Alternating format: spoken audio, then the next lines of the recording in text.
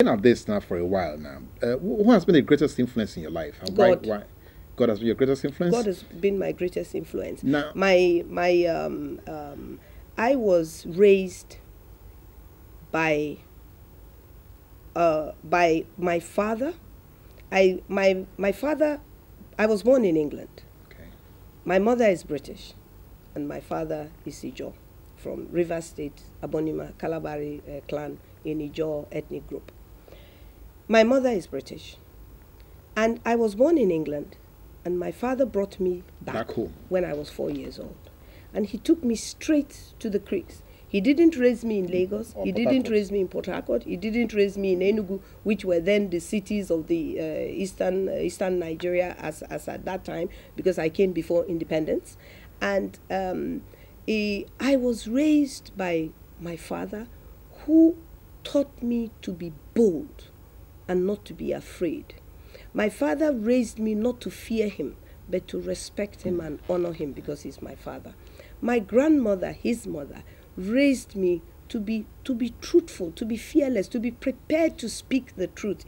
If I want to speak, I must speak the truth. And once I have spoken the truth, I should defend it, even if it means with my life.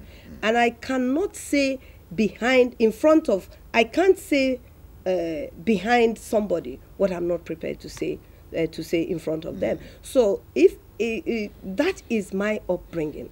I was raised in the creeks of the Niger Delta. The waterfront, the boats, the creeks are my playground. I grew up playing in those playgrounds.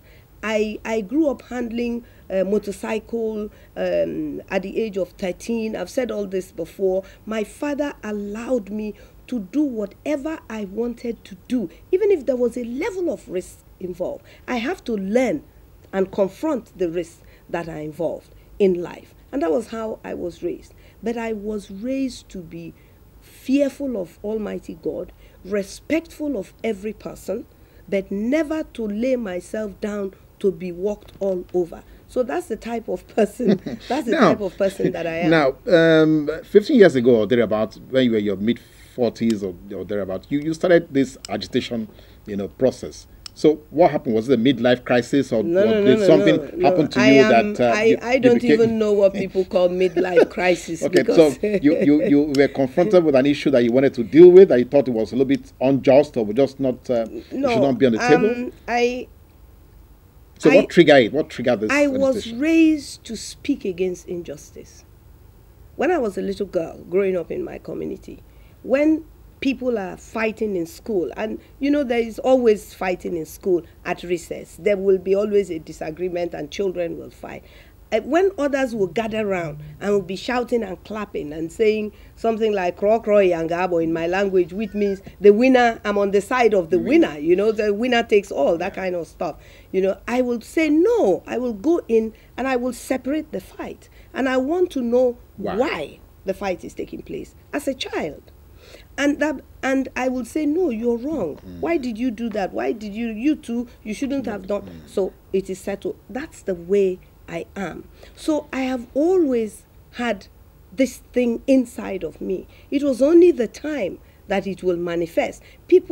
God says that He formed us, he made us who we are even before we were formed in our mother's wombs, So before our parents came together to give birth to us, to procreate us, like He already knew what we're going to be. So everybody has their destiny. This is my destiny. I was born in England. I was raised in the creeks. It's a kind of a roundabout. Yeah, I'm going to come to talk about way that. Of doing things. No, I mean, being born in England, one would have thought your growing up years will have been spent in finishing schools in Sweden and all that. So why life in the creeks? Didn't you have an issue with your dad that, why dump me in this dirty water? No, I didn't.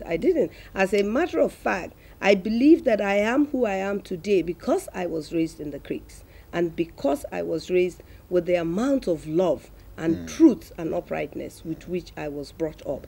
And that is why I am whom I am today. I had no issues with my dad. I am very proud that I was raised in the creeks. If I was not raised in the creeks, I will not be able to do what I'm doing today. I'm doing what I'm doing today because Ken Saro Wiwa, I mean, Ken Saro Wiwa's death actually was what triggered me, and I said, no, I'm going back home. I'm going to join whatever is going on in my region. Happened? What was it at the death that changed things? It was just so. I was in Houston. I was ironing when the news came on CNN that Ken Saro Wiwa had been murdered with 9 others. And I froze. I couldn't believe that Nigeria, the country that I came from, can be so barbaric as to kill a man, as to kill a people, devastate a people the way the Ogoni people and the Niger Delta people were being devastated because they wanted justice to be done. And I felt like, well,